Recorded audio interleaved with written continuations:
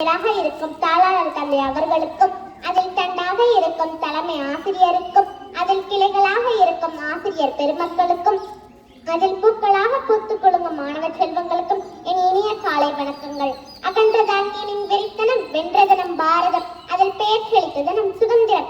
இனமொழி கடந்து நேசிப்போம், சுதந்திர காற்றை சுவாசிப்போம் என்ற வரிகளுக்கு இணங்க இக்குடியில் அனைவருக்கும் என் சுதந்திர தின நல்வாழ்த்துக்கள்.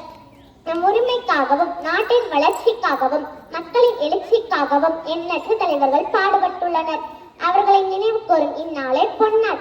அகிம்சை முறையில் கிடைத்த சுதந்திரத்தை நல்முறையில் பேணி காப்பதை நமது கடமையாகும்.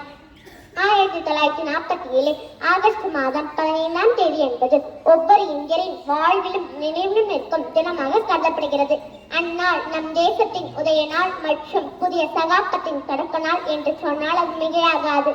நாம் சுதந்திரமாக தாய்மண்ணில் சுதந்திர காற்றை சுவாசித்துக் கொண்டிருக்கிறோம் என்றால் அதற்கு முதன் காரணம் தேச தலைவர்களும் போராட்ட வீரர்களுமே என்பதில் சிறிதளவும் மையமில்லை.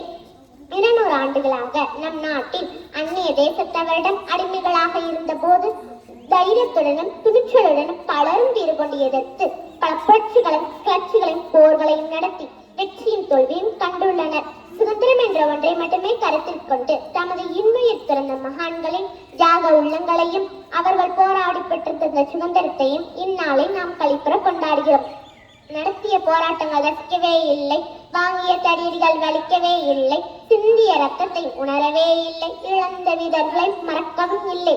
சுதந்திரம் கிடைத்த அந்த தருணத்தை நினைக்காத நாள் இல்லை. போராடி